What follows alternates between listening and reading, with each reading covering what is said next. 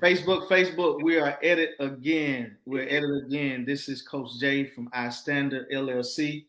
And we got an amazing guest here with us today for an amazing conversation about an amazing topic that has been brewing in our world, in our community for quite some time. Again, my name is Joshua, and the iStandard platform is designed to bring awareness and bridge gaps in our community. Our target population is young people between the ages of 14 and 25. But today we want to speak to everybody. We want to speak to parents. We want to speak to uncles, aunties, principals, teachers, community activists. We want to speak to everybody. And without further ado, I want to introduce my guest. We have with us a 25-year law enforcement veteran by the name of Lieutenant James Taylor. And, if you don't know, then you don't know. But if you know, then you know. So I'm going to give Lieutenant Taylor an opportunity to kind of introduce himself, and then we're going to dive right in the conversation. The floor is yours. Well, thank you. Thank you. Honored to be here tonight. And first of all, let me say thank you for the platform that you've created, that conversations can be had, that we can address topics and issues of our society and where it needs to go and what we need to do about it. As you know, my name is James Taylor. My career is law enforcement. I have a criminal justice degree, been in law enforcement a little over 25 years, ranging from positions to chief deputy, chief investigator, had opportunities to work in homicide, undercover, and now I'm in the position of a director of law enforcement for the satellite campus of Troy University. Troy University. That's my alma mater. So big shout out to you for representing Troy University. That's impressive. I mean, you named out some heavy positions. Homicide and working undercover. Everybody doesn't get to live to talk about a decorated career as such, and so that lets me know that you're very passionate about what you do every day. And so I want to open with this question. And this question, as I pondered this topic, and was just talking to spirit, I got this question, and I said, I'm gonna lead with that question. That's gonna be the first question that I ask. And my question is this: can you police a community that you don't love? Can you police a community that you don't love and that you have no attachment to? My recommendation, if there's such thing as not loving your community, you shouldn't be in this line of work. Being in law enforcement, you should often have a love for your community and for the people in your community, because you're a servant. That's what you do. So I think you have to love people, you have to love your community, and also the element that is not so likable to you, because you're not the judge and jury. You're there as a law enforcement officer to represent the people who trust you. And in that, you have to work your community and love your community. Now, you said something that was key. You said that you have to represent your community, the community in which you serve. What can law enforcement do, especially in the Black and brown community, to be able to connect with that community, to represent them accordingly, and not have it be everybody versus a blue or brown versus a blue? How can people that are not, let's say law enforcement officers that are not from certain communities that they police, how can they represent them the right way and connect with them in a manner to where the community feels supported while being policed? First of all, a conversation has to take place. You need to go in your community, find out the key people in leadership locally, as well as citywide. And especially in that community, there are key people that you need to make contact with so that you'll know what services as an officer to provide for that community. There's no way to police any community without having the highway of information open to you. Because how can you police people when you don't know what they need? Every community has a different need. There may be a community that is represented by a large volume of thefts, maybe burglaries. Okay, what do we serve that community with? What avenues do we take to give them the service they need? Or if it's a high volume of domestic violence in that area, or maybe a large high volume of shootings, we need to get those resources to the community and find those leaders that conversation can happen. Often what we've had, Josh, is in the past that we've had law enforcement on one side, the community on one side, and no one meets in that synergy, that circle of information where we can talk about some things that sometimes may be uncomfortable, that the community can see that, hey, I can say this to James. He works in my community. He's part of my community. He knows my kids. You know, he often stops by when I'm raking the yard and he talks to me. We have a conversation. And so having that conversation open up that highway of communication. So when things happen in the community, I have go-to people that I can go and retrieve that information and say, hey, what happened here? And then that trust is there also, because we've had conversations when things are not in a critical stage. Right. And often we need to patrol through these neighborhoods, as when I was in patrol. Your volume went out. Taylor, your volume went out.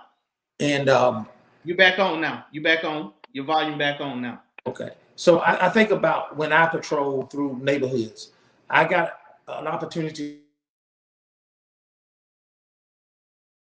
I think your signal just went out again. We can't hear you again. It may be your signal.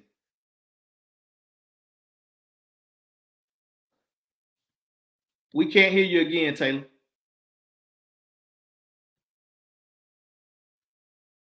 I still can't hear you.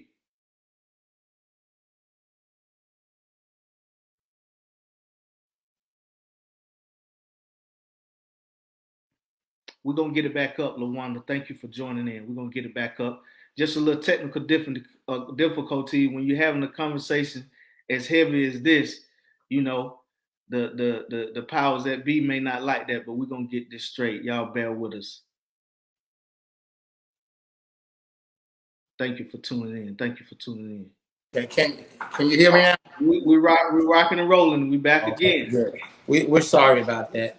But as I was saying, when you're patrolling these communities and getting to know the people in your community, you can better serve them, because a relationship has revolved over time without something being wrong. And so it's hard to treat people unfairly or treat them in a way that you would want to be treated yourself when you come in contact with them and you have a relationship with them. So you have to serve them in a better capacity because of the fact that you do know them. Yeah. So when I see Mrs. Jones' son, okay, as a police officer, I'm not looking there just to take him to jail or to cause harm upon him.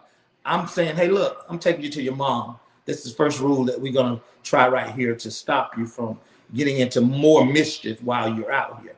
And now I don't want you saying a whole lot. I got to unpack that. I got to unpack some of that, because that's what we call a Coach J moment on the show. I mean, you dropping some heavy nuggets on us, and I want to give people an opportunity to ask questions, because you're talking about a wealth of knowledge. And see, what people may not realize is you ain't talking about somebody on here in Lieutenant Taylor that is just talking about theory.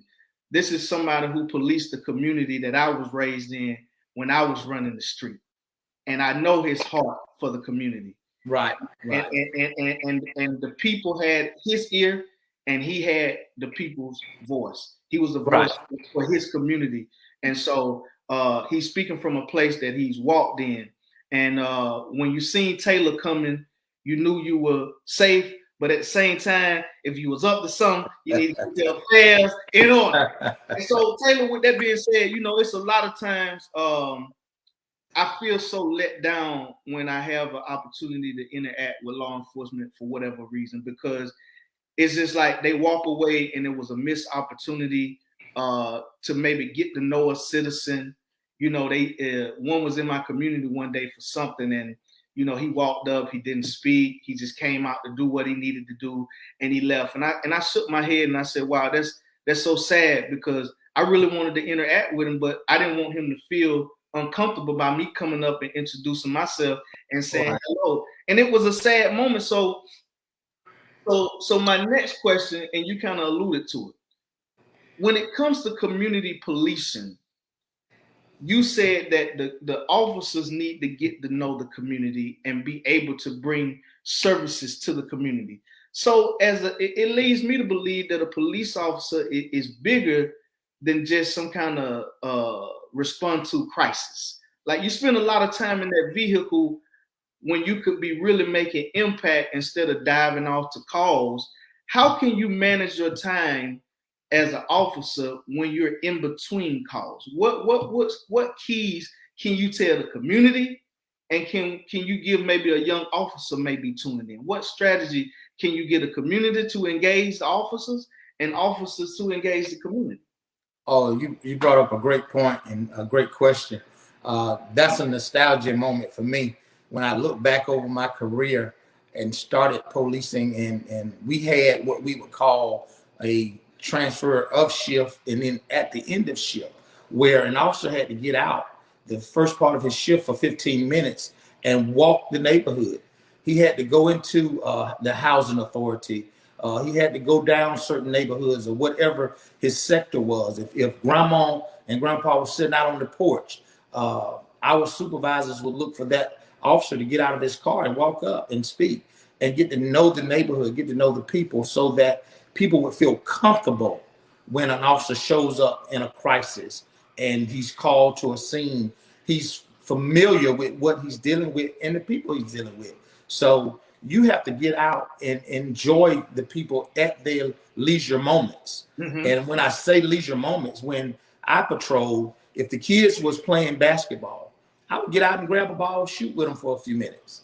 You know, if they was down and I didn't have a lot of time, I kept a cooler in the trunk where I kept Gatorade and water, and, you know, I would hydrate them, or, you know, I would go up on the porches and sit with grandfather and grandmother and ask them how they're doing and what can we do to offer service in their community. And so in my career, it really helped me as I elevated into other positions such as investigation and management of the police department. So when I went out to a call, kids would run to me and they would have information, but also they need to trust you. They need to know that when they bring you information, they would say something like, hey, listen, you got to leave me out of this, you know, but here's the information. And they would put you on the right path because you have a relationship with them. You're part of their community family. And I think that's a major key in law enforcement today that's missing. People consider law enforcement as part of the community family.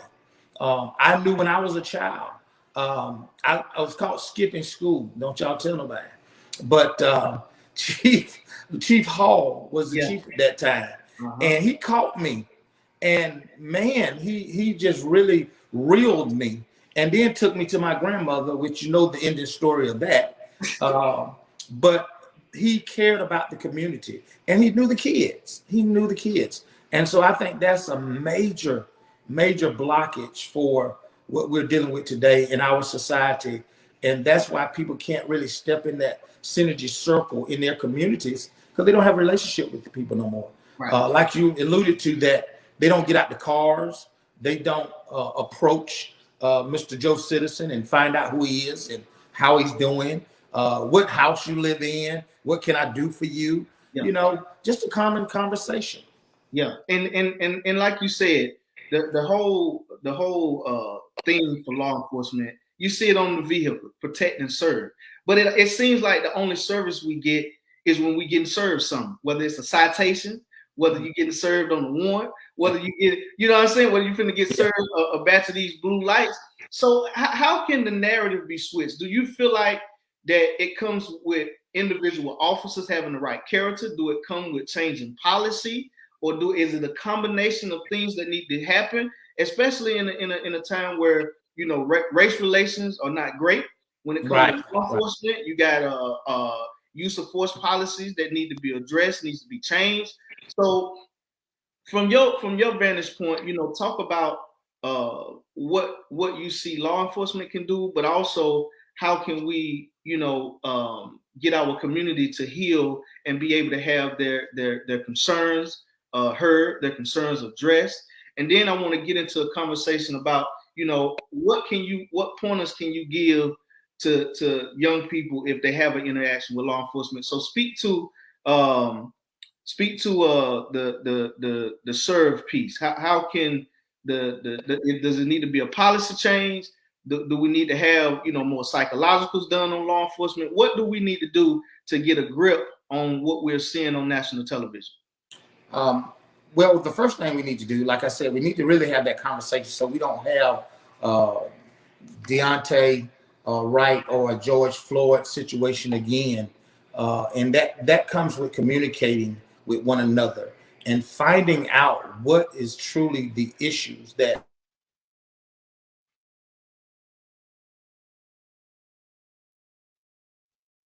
what we are servicing the people to make sure that we meet the needs, because, you know, we have a lot of issues in our society. We deal with mental health issues with people that a lot of times officers are not properly trained to address sometimes, and we need to be sensitive to those issues. We're dealing with COVID is a whole nother animal now, with people dealing with that, with depression and losing jobs and homes. We have also juvenile delinquency, domestic violence. And so there's a wide scope of issues that we deal with. And sometimes an officer has to be more than just the officer.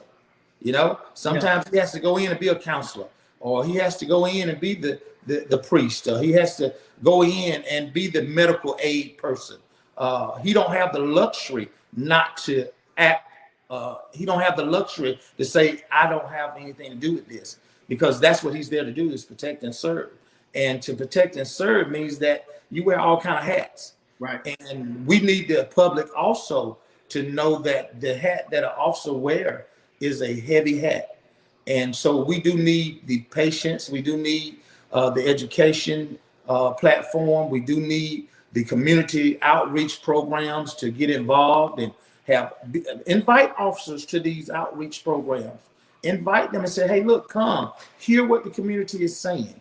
But when you invite them, also instruct the community, listen, these people are coming under their own free will, and we want them to feel welcome so that they can hear us. Right. You know, you got to learn how to use verbal judo. Yes. You can redirect some things. Right. Just like you asked me about, what do we do when we're being stopped? Or we often have an opportunity to come in contact with officers in a bad light, for such as tickets or calls. But what do we do when that happens? When we start to pull a person over, that officer needs to make sure that if he pulls someone over, that he has the courtesy and the respect of that person in mind when he approached them. And that person sitting in the car needs to have the mindset that they make the officer feel comfortable as he approached the car, because that's also a dangerous situation for an officer. You know, his nerves are up. He's watching everything. So put him at ease by maybe cutting the dome light on if it's a night hour, making sure that you have proper things in hand as he approached the car, so you're not doing a lot of reaching. We all know when an officer pull you over, what do he ask you for? Insurance, license, registration.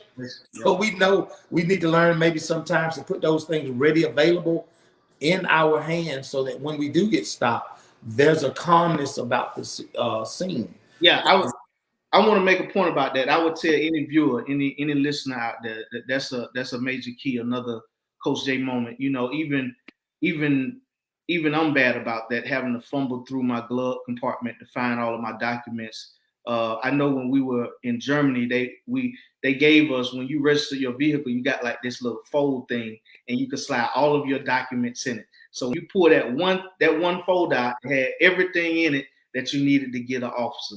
Now let me ask you this right here. It's when we talk about emotional intelligence, right? The ability to manage and understand your emotions and the emotions of others.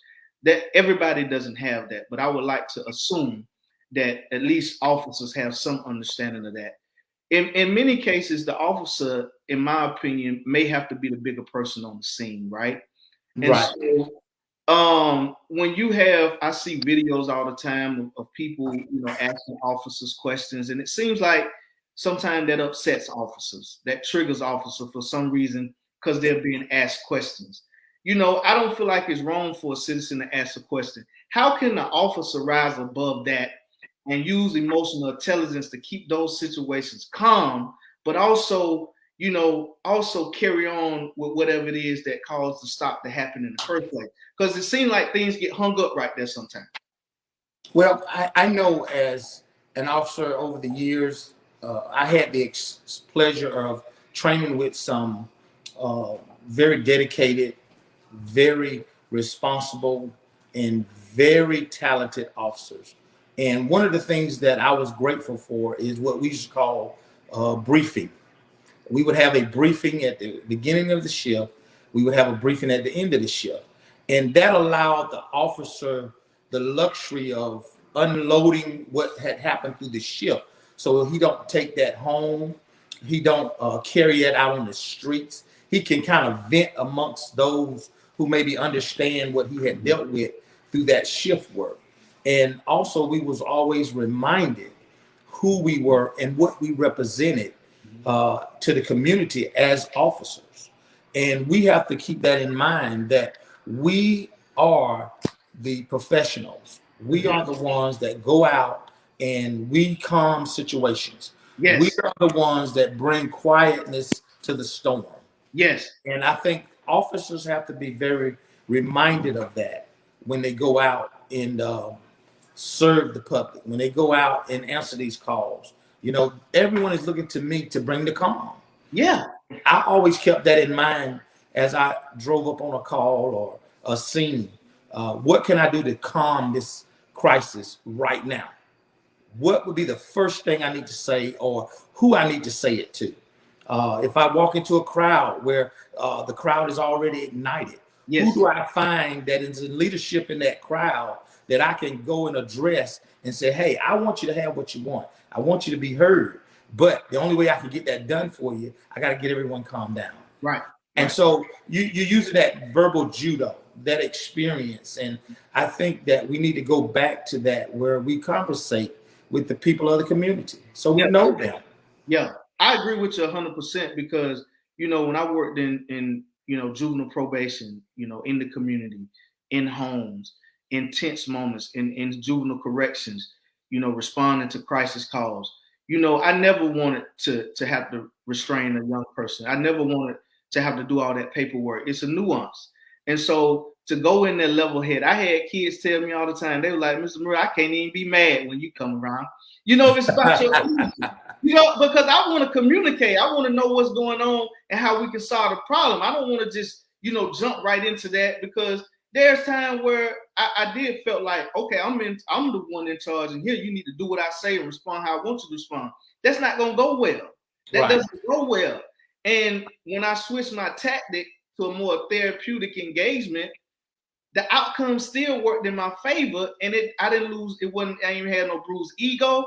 It was more joyous to be able to come to a resolution in the midst of a crisis than to harm somebody and walk away like, yeah, I got the ID from you, didn't I? You know what I'm saying? And it's like sometimes you don't want to get in that battle, on the side of a road, on a dark road with, like you said, someone that we ain't talking about that 10% of the community that we know we definitely want our officers to be careful with. We ain't talking about that percentage. Right. We're talking about the young male who may fit a description, or the young female, or the group of males and females that fit a description that are scared, because of what they've seen, and they just don't know how to communicate. Them are the ones that I want to see officers use that emotional intelligence with, use the wisdom and know who they are in that moment to bring calm to that storm. Yes. That is what I want to see. So from your vantage point, what would you tell a mother to tell her son that is out driving? He's on his way home from a game. He don't feel like he's done nothing, and he get pulled over. What would you tell that mother to tell her son? Well, if he feels unsafe, it's perfectly okay to slow your car down so that you show that officer you're not trying to evade him or run, and go to a lighted area if it's at night, or a populated area where there's people. That's okay. And also that make sure you teach them to stay calm and do not do anything that would make the officer feel that he is in jeopardy. Such as, a lot of times most people, when they get stopped by officers, and so much has happened in the media, the first thing that a person will say to an officer, well, why did you stop me? Mm-hmm. Okay, you've already put the officer in what we call verbal judo now we got to bounce off each other. And he haven't even begun to unravel his spiel of, hey, good afternoon, ma'am, sir, I stopped you because, and before he could get his spiel out, there's already a verbal confrontation going on because of tone and sound. So we got to be very careful in putting ourselves in the positions for people to act out. And so my children going out in a world of uncertainty is always a scary thing. Yeah. And we have to have these conversations with our kids that just don't go in the community and see an officer and don't speak. Speak to that officer. Hey, officer, how you doing? I see your name is Mr. Taylor. I live down the street. I often see you patrol, before you get stopped. So that way, when he does see your car or see you, he's comfortable, pulling you over and saying, hey, Tom, where you going, man? You need to slow this car down, seeing you at the game or whatever. You got to make sure that those dialogues are happening before the stop or the confrontation in the home. And we got to make sure that we educate our kids to say the right thing, do the right thing, so that they don't find themselves in that position. Yeah, I agree with you. When I see law enforcement officers, I always tip my hat to them, thank you for what they're doing. Because, in the path that I've had and in the work that I've done, you can see them, man. They be so tense. I was out fishing one day, and the game warden, man, listen, I knew I was on the wrong. I ain't had my license. So I was just gonna ease out there and catch me a couple fish and just ease on in. But I stayed past my time. And so I was looking. I looked around and he had all black. Listen, I don't know where he come from, Jane. But he come up through there. Hey, how's it going? I said, we're going good till you showed up. I said, listen, man. I said, hey, you got me. I don't have my license on me. And he said, okay, cool. He ran everything. And I told him, I said, listen, I'm a concealed carrier and I got my pistol on. I told him up front, I wasn't playing around. I didn't want him to feel any kind of way because I noticed that he was just a little bit nervous because he kept saying, I'm not singling you out and I'm not doing this because, you know what I'm saying? So I already knew he felt some kind of way about having to do that to me as an African-American. So I'm like, listen. So he just said, sir, just keep your hands still. And me being me, I ain't want them joints. I was like this right here. Listen, I had no joint like this right here, man. Oh, even when you ain't done nothing wrong, I still was nervous. I was looking at him, he looking at me. I'm like, man, let's get this over with, man. So I can go on about my business. Yeah. Because it's a tense moment. Yes. If you don't have the emotional intelligence, like I have it, I know how to maintain calmness even when you got them butterflies, like, man, I just want this to end right. But you got to think about the hot head officer. Yes. That don't care about training. He care about power with that young person who just scared. Them are the moments when you got that that power kid, that in that moment on the side, them are the ones who scare. Them the ones that scare me. Yeah, yeah. Well, in that opportunity too, you can learn how to address maybe a uncomfortable officer by letting him know that, hey, I do see that you're a little uncomfortable. Let me assure you that I mean you no harm. It's okay to say those things and make sure that he's being put at ease. And oftentimes, just one word can change the route or the dynamics of an outcome. Wow. If you just use that. Now And that's so, we gotta pause right there. See, that's a Coach J moment. That's a major key because I never considered that. Being able to say that to an officer in a respectful way, not trying to make them feel like they're not capable of executing their job, but to just say, listen, like I want to go home. I know you want to go home. I want both of us to not have this energy that I sense is going on. right. I like the idea to be able to say that in a respectful way. Yes, and most officers will welcome that. And I had some people in my history of law enforcement would say that to me, officer. I mean, I know you're doing your job, and that can put the officer at ease. And a lot of the times, you got to realize that maybe he just come off another call, and he's already in a high performance mode of being off that call, and then you run into him of just a normal traffic stop, and maybe verbal things are said that that's gotten out of hand and it goes somewhere else. There's a lot of domino effects issues there. So we also have to learn how to conduct ourselves on a traffic stop, as well as we expect that officer to conduct himself and be professional. So I think that we have to connect the citizens to the police department, address issues, ask questions, ask the officer, what do you expect from my son when you pull him over? Tell me how do you expect my son to act? Have those conversations, and in turn, the officer can tell information. Look, ma'am or sir, this is what I'm looking for. This is what makes me uncomfortable on a traffic stop. And let's start having those conversations in a community setting. I think we ought to come together in the community like that. Now, with a parent on here, a community activist that may see this, if they in their community, what can you tell them to go and be able to set up a meeting like that to voice that concern? What could they go and do that?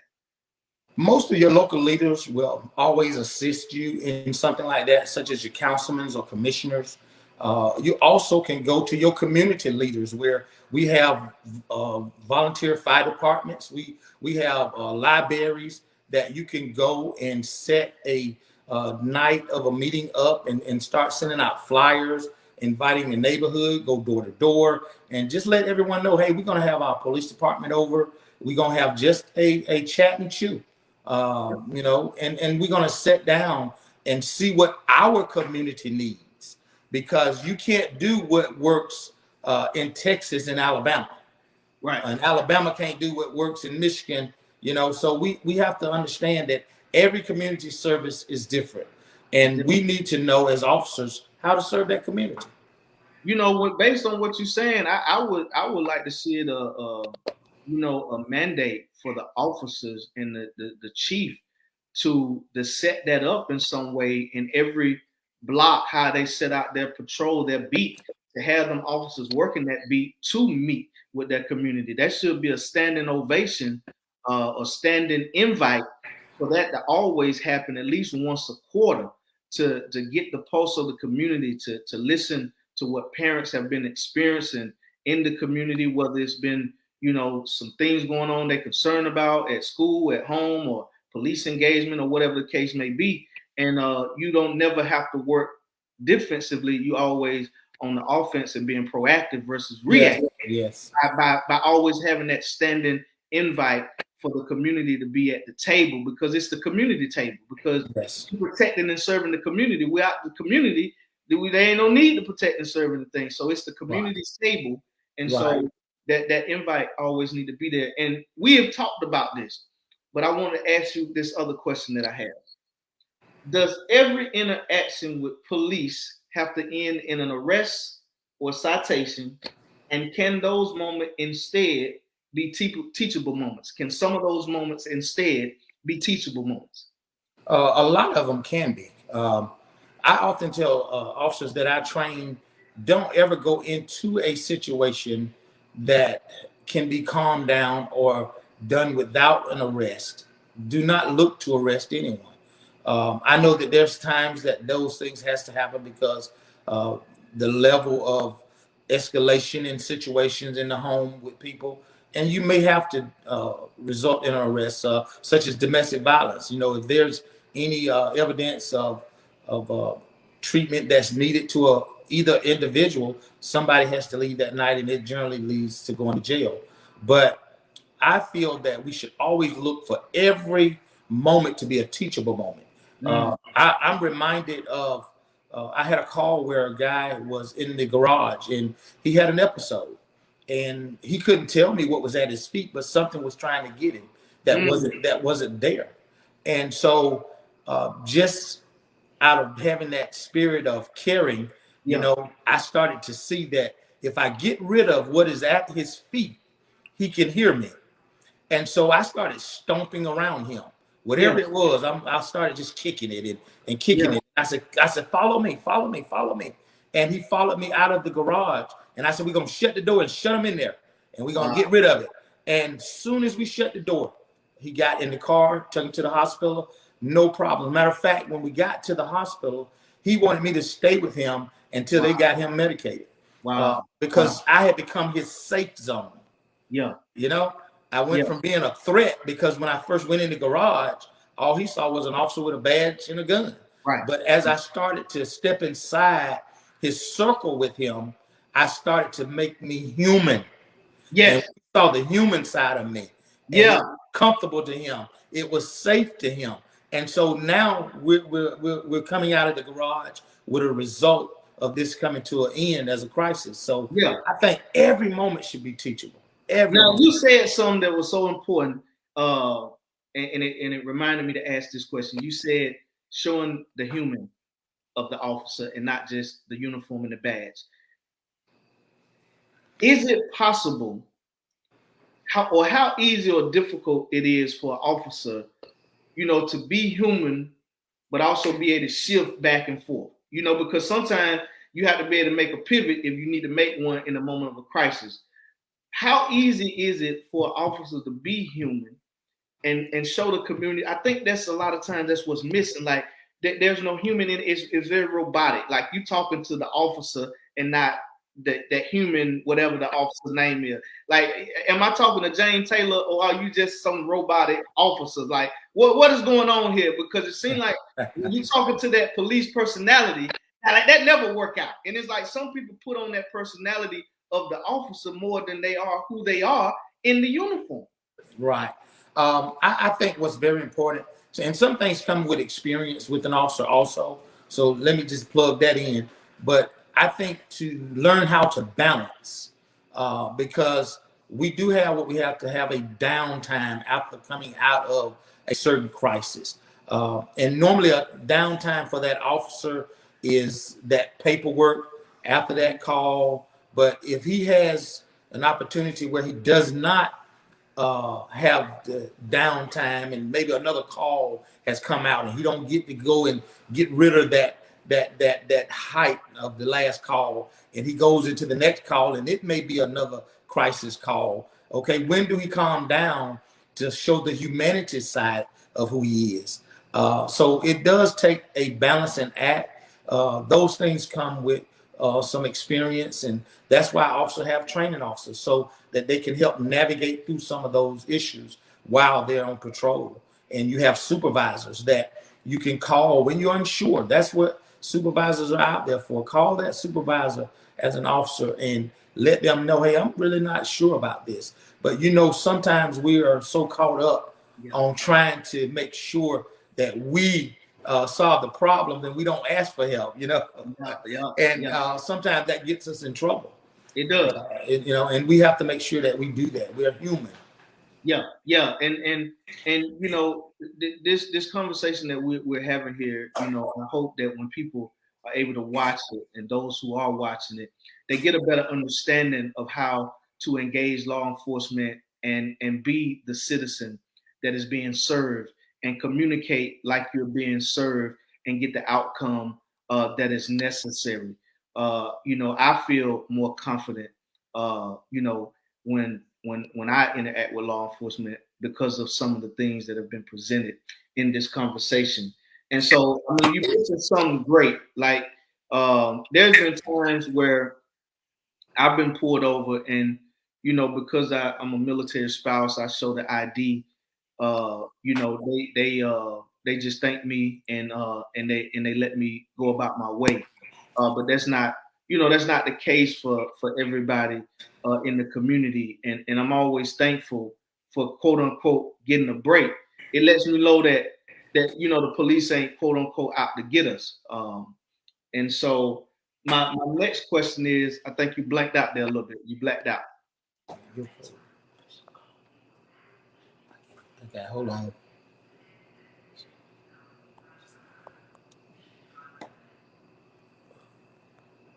Okay, we back. We back. Okay, we're having some technical difficulties. Sorry about that. Oh, no problem. That's just tech. That's how technology rolls. So my next question is, when you got a younger generation that's coming up, that is being raised up in the midst of this chaos. Like, they haven't had the full experience. They are raised in the era of George Floyd. How can mentorship from law enforcement, from community leaders, bridge those gaps and help those young individuals, be productive citizens by whatever definition anybody want to, deem that to be productive in their communities, but also experience childhood, learn some lessons, make some mistakes, but also be safe and be taken care of, like we had an opportunity growing up to make mistakes, but also be safe. Like, how can mentorship aid in that when it comes to the community?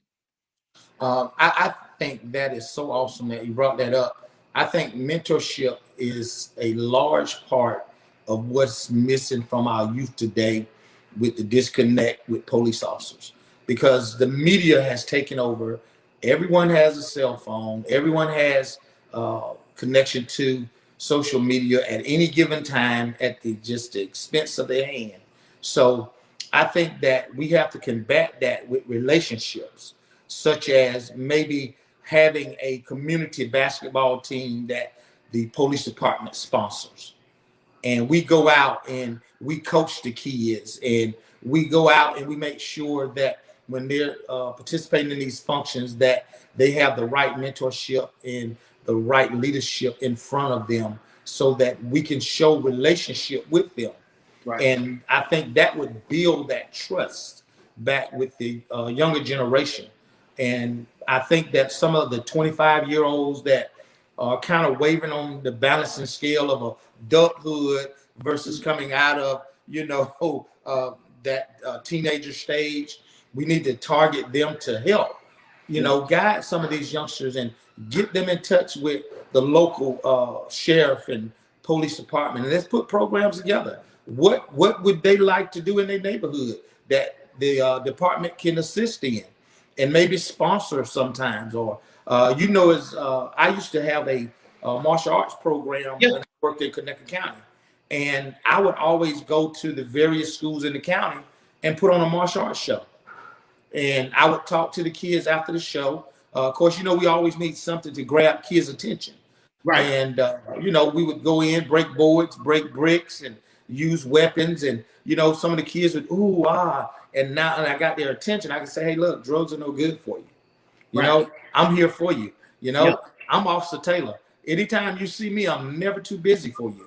There you go. So that made an opportunity for those kids to go home and tell their parents, hey, Mom, Officer Taylor came and did a karate show. He said we can call him anytime.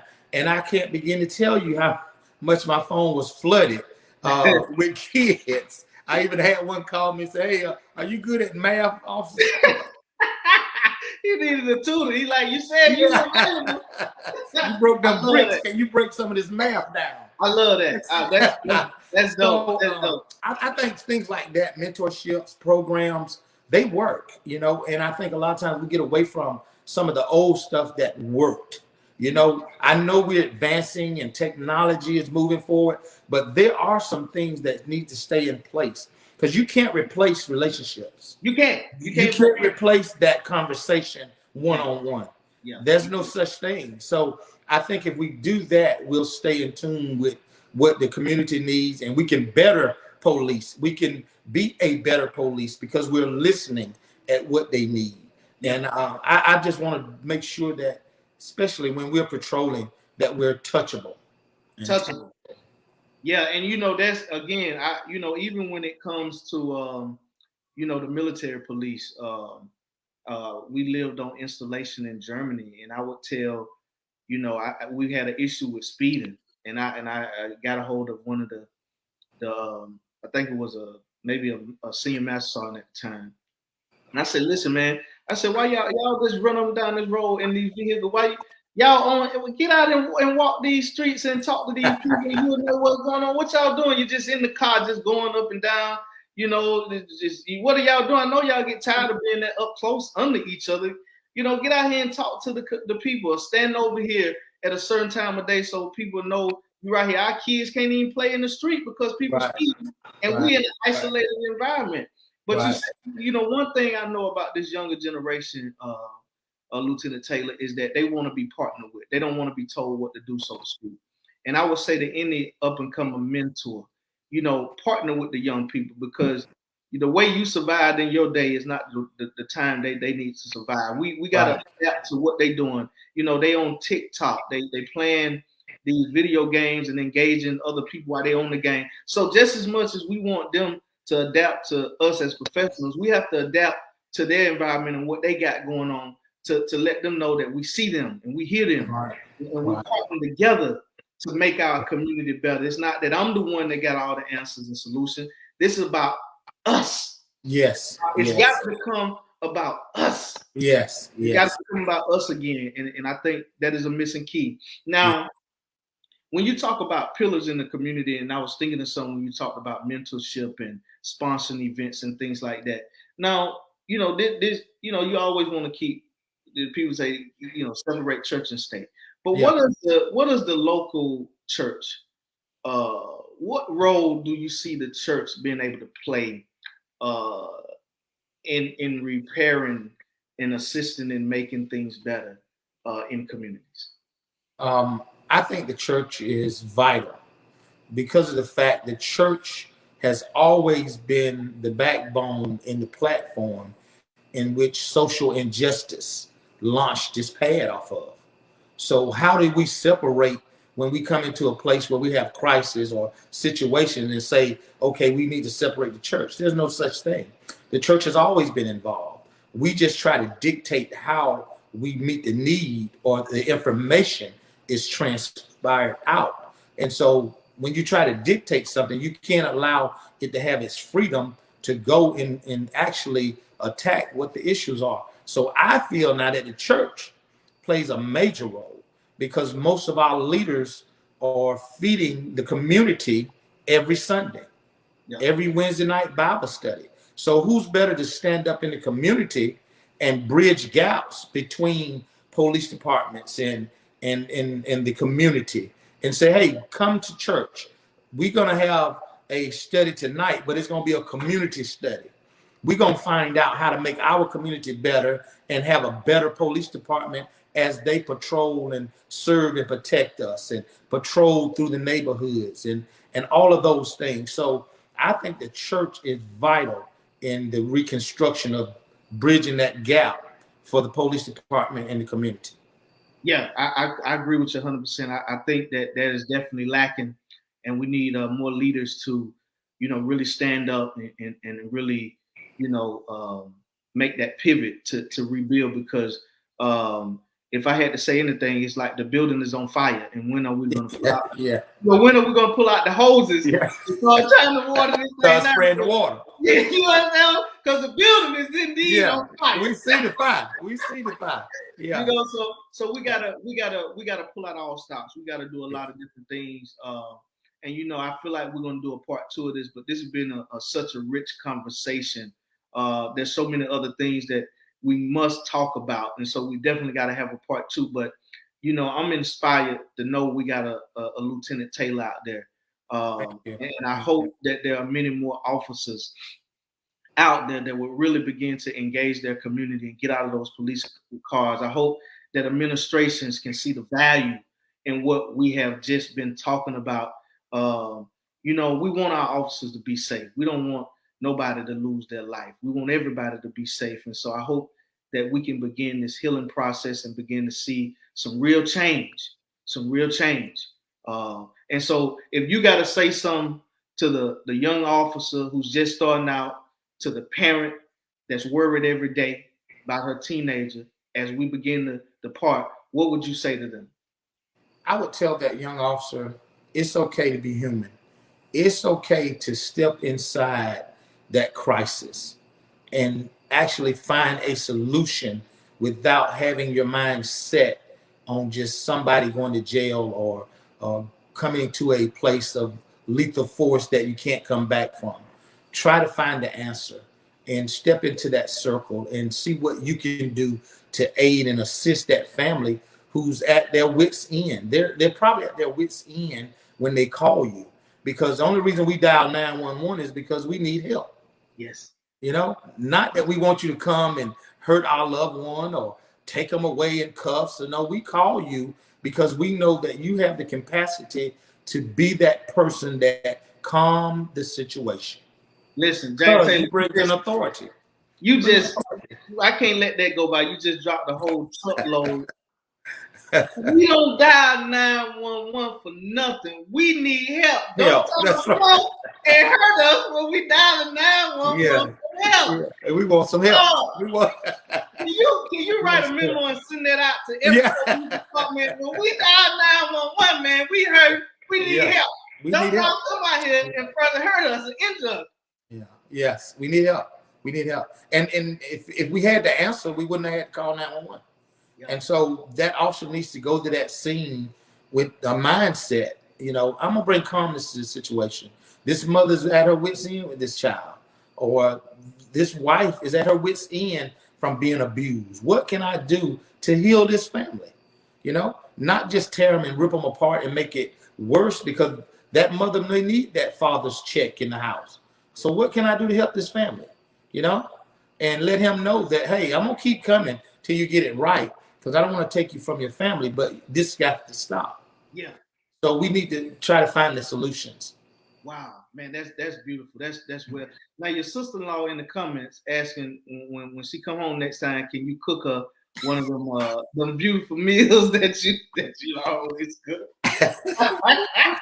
Tell her she got it. It's a done deal. It's a done deal. Now, now that you've come through the ranks, what would you say to the administrators, the chiefs, the sheriffs? What would you encourage them to do in a community that is on fire? The first thing I would instruct a leader of the police department to do is to look through his department and find the qualities in leadership that will enhance the service of the community. Because you got to have someone to head things up. We start a lot of things, but who is going to keep that going annually? Who is going to continue the process of every 3 months having that meeting, talking to those leaders? And who can I trust in my department that can go in and calm the community when there is a crisis?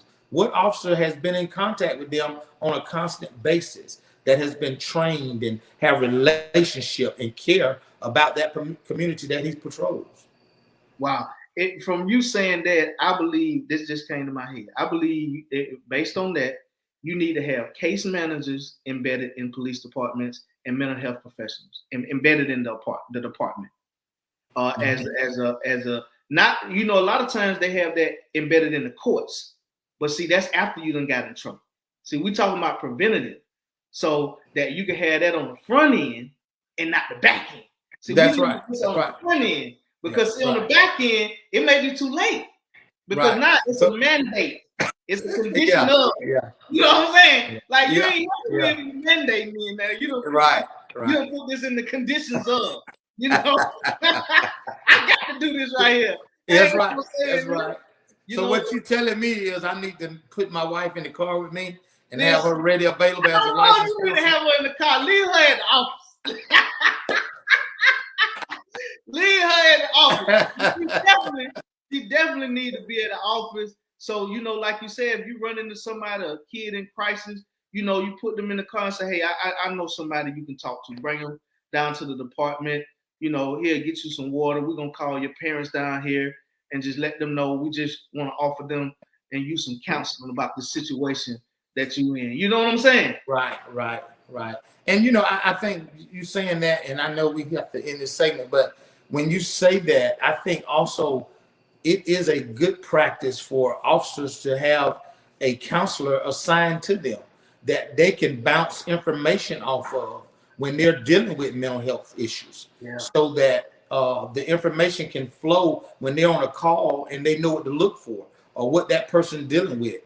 Is it depression that makes them act out? Right. You know, have they been in the military and they have struggled to survive in production in life? And so what issues do I see? And I would understand that if we had relationships with a licensed counselor that we would have on speed dial. On speed dial. Wow, and say, hey, look, this is what I'm dealing with. This person is calling out this, and this is the behavior that he's displaying. You know, how do I deal with this? And you can have that person to give you that information and what to do next.